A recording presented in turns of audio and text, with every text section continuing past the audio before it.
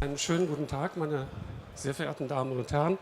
Mein Name ist Harry Schuberth, ich bin Redakteur bei der Elektronik und ich darf jetzt die nächste Session ankündigen. Erster Sprecher wird sein Rick O'Connor von der RISC-V Association. Er ist der Chef der RISC-V Association und gibt eine Einführung in RISC-V. Please, Mr. O'Connor. Thank you, Harry. Well, good morning, everyone. So before you stopped by here and figured out there was going to be a presentation, who amongst you has heard of RISC-V before? Good. Did you know it was 5 and not V? That's even better. Oh, okay, maybe not. Okay, so we'll talk about that a little bit. Okay, so thank you, Harry. Thanks for the opportunity to present here in your booth at Embedded World. I'm going to give an overview talk, a very short overview talk on the RISC-V ISA itself, where it came from, and how the foundation operates and what it is. But before we do that, give you a couple of data points on the ecosystem and what it looks like and what kind of momentum we have. So one of the ways that you can use maybe as a proxy to, well, should I care? Should I pay attention to RISC-V? What's going on? This is an overview of the attendees that we've had at specific RISC-V workshops where papers are presented, demos are given, and the technology is pushed forward. And you can see over the last 18 months or so, it's really taken off like a hockey stick in terms of just the number of attendees that come to these events. The last one we had was this past December in Santa Clara at the Santa Clara Convention Center.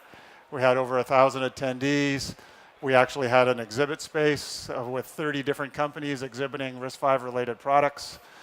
We had close to 250, I think, 250 abstracts submitted for the technical program that we had to choose and whittle down to 59 sessions across 3 different parallel tracks, technical tracks over the course of the 3-day event. So it was pretty successful. So that's one metric as a proxy.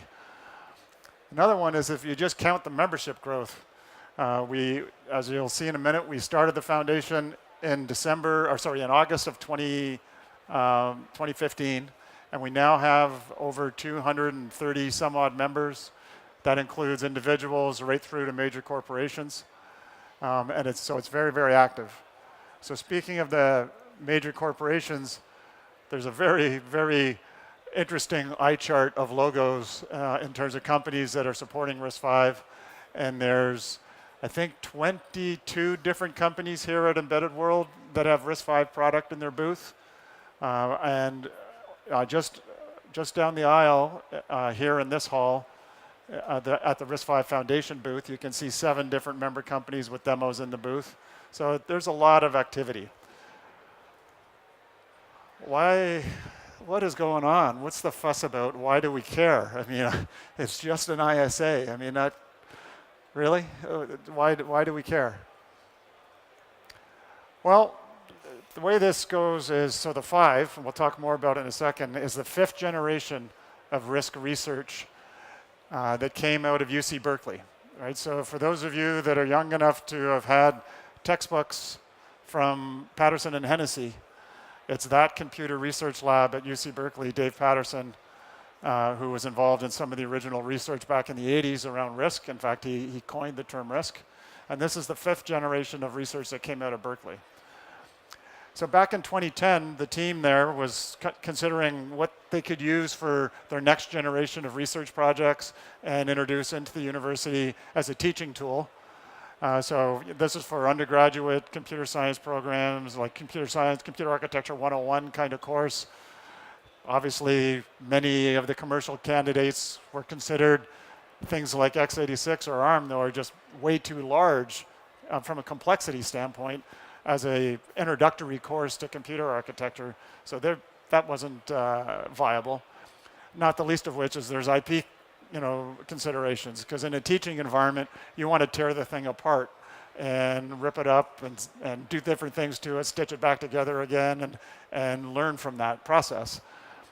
So they said, well, we've done it before. We've done a number of proprietary things before inside the university. We'll just create a new clean slate design This was the spring of 2010, should take us a few months. We'll be ready for the fall semester when the fall semester opens up. Well, that 3-month project took about 4 years, because what they decided to do was continue to push on this research. Many tape outs later, lots of publications later. The base spec was released in May of 2014 as the first release. And one of the things that they noticed along the way doing that was the number of companies or researchers outside of the university who were following along on a research paper. So if I'm doing research in a university, I publish a paper, that's the end goal, to publish something. Whether somebody reads it or not, we don't really know, right? You should publish. But the reality of it is there was a lot of uptake for the RISC-V work. In fact, they get feedback from one paper, from one research step to the next. If they change something, they get feedback, hey, I really liked what was in the last thing you did. Don't change that. This is really good. And it became obvious that there was a fair amount of adoption that was starting to happen outside the university, to the point where they concluded this needs to be a project that lives beyond the 4 walls at Berkeley. And that's why we created an open foundation to govern the ISA. Berkeley is still heavily involved and continues to drive the research inside the university. But the actual ISA itself, and the roadmap and the specifications for it are managed by the foundation. And as I said earlier, the 5 is the 5th generation of research. There was RISC-I and RISC-II. They kind of lost the recipe for 3 and 4 with SOAR and SPUR, but then got the recipe back again for 5, and it's RISC-V is where this came from. Okay, so what does that really mean? Why do we care practically? If you look at any modern SoC today, and this is just an example using the Tegra from NVIDIA, there's obviously an application processor, there's going to be graphics processor controllers that might be responsible for power-up sequencing of different parts of the SoC and so on. And they're all different ISAs. You know, there are dozens of cores, different cores on this SoC, all different ISAs, all with their own software stack, their own tool chain, might be running different OSs depending on the application, that's okay. But do they really need to be different? I mean, if we looked at this purely from an idealistic point of view, there's no way that we would design that system today as a clean slate with different ISA. The support burden is pretty significant. So do they need to be different? No. And do they need to be proprietary? Clearly not. If you think about any major interface today in the computing systems that we touch and feel every day, whether it's consumer electronics devices or deeply embedded devices, all of those interfaces, most of those interfaces are open standards. And why not an open standard ISA? Well, we obviously feel that there is, an ISA that can satisfy that, and that's a RISC-V ISA. So what's different about it? It's very, very simple. It's a far smaller design, and we'll talk about how we achieve that in a moment. But it's far smaller than any commercial ISA today. And it's because it's based on the modularity that I'll talk about in just a minute. And it's a clean slate design. So informed by the history from the early 80s, this is a very interesting clean design with a lot of care taken to separating microarchitecture implementation techniques from the actual ISA definition itself. So there's nothing baked into the RISC-V ISA spec that presupposes what your hardware needs to look like. There are no assumptions made around what that microarchitecture is going to look like. Probably the most important aspect of the ISA is the modularity concept. So instead of having one great big contiguous list of instructions, they're divided up into an extension for atomics and an extension for base integer, an extension for multiply divides, an extension for floating point, and so on. And you only implement the extension that you need for your device. If you're building a high-end server class machine, you'll use many, if not all, of the extensions. If you're building a very low-end, deeply embedded device, you might only use the integer and multiply divide instructions, and you just implement those. and those are all considered RISC-V compliant devices. So you get to tailor it for the end application that you need. Another aspect that builds on that modularity is that it's extensible. So, we have a challenge in our industry right now. Moore's Law is dead, right? I mean, being able to generate more performance is not going to come from geometry shrink. It's going to come from architectural innovation. So having purpose-built accelerators attached to your application processor to manage the data-specific set that you're trying to solve for. Building user-defined extension space into the spec is an important part of the RISC-V ISA. The extensibility is in a reserved portion of the opcode space where you can be guaranteed that the standard is never going to trample on that space, and you can roll your own custom-defined instructions, implementing your own hardware algorithm, for instance, into a series of instructions. So that's very interesting. Then the last part that continues to build on this modularity is